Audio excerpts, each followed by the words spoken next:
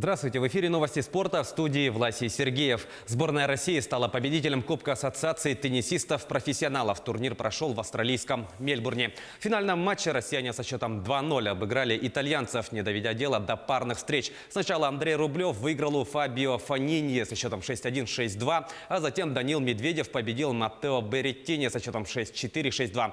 Уже сегодня россияне начнут свое выступление на открытом чемпионате Австралии, первого в сезоне турнира серии Большого шлема. Медведев встретится с канадцем Вашиком Поспишилем, Рублев с немцем Яником Ханфманом, а Аслан Карацев сойдется с итальянцем Джанлукой Маджером. Футболисты Манчестер Сити одержали крупную победу над Ливерпулем в центральном матче 23-го тура английской премьер-лиги. Встреча прошла на Энфилде и завершилась со счетом 1-4. В составе победителей дублем отметился Илкай Гюндоган. По одному взятию ворот провели Рахим Стерлинг и Фил Фоден. Единственный мяч хозяев поля забил Мохаммед Салах. Горожане одержали 10-ю победу к ряду и продолжают лидировать в таблице чемпионата. В их активе 50 очков. Мерсисайдцы располагаются на 4-й позиции, набрав 40 пунктов. В следующем туре Манчестер Сити дома примет Тоттенхэм, а Ливерпуль в гостях сыграет с Лестером. Обе игры пройдут 13 февраля. 3 результативных удара и 1 голевая передача Александра Головина принесли Монако победу над Нимом в гостевом матче чемпионата Франции по футболу. Игра завершилась со счетом 3-4. Помимо российского полузащитника в составе монегасков отличился Кевин Фолланд. У Нима точные удары нанесли Люка До, Зинедин Ферхат и Никлас Элиассон.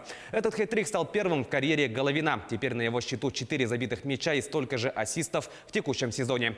Его Монако одержал 7-ю победу подряд и идет на 4-й строке таблицы, набрав 48 очков. Улучшить индивидуальные показатели россиянин постарается в следующем матче, в рамках которого Монако 14 февраля дома встретится с Лорьяном.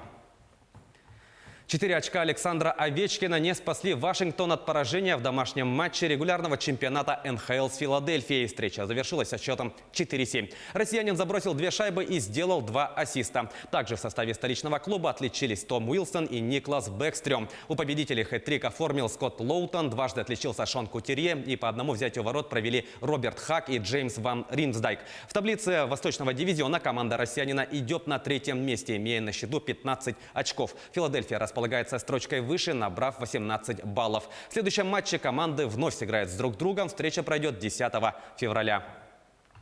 Российские сноубордисты завоевали 5 медалей на этапе Кубка мира по параллельному и гигантскому слалому. Соревнования прошли в Челябинской области. 2 награды высшего достоинства в копилку команды принес Дмитрий Логинов. На 2-ю ступень пьедестала взошли Игорь Слуев и Степан Наумов. Бронзовым призером турнира стал Андрей Соболев. Логинов вышел на 1-е место в общем зачете соревнований. Отметим, что теперь на его счету 4 победы на этапах Кубка мира. Также в его активе 2 золота чемпионата мира и 7 побед на мировых первенствах среди юниоров.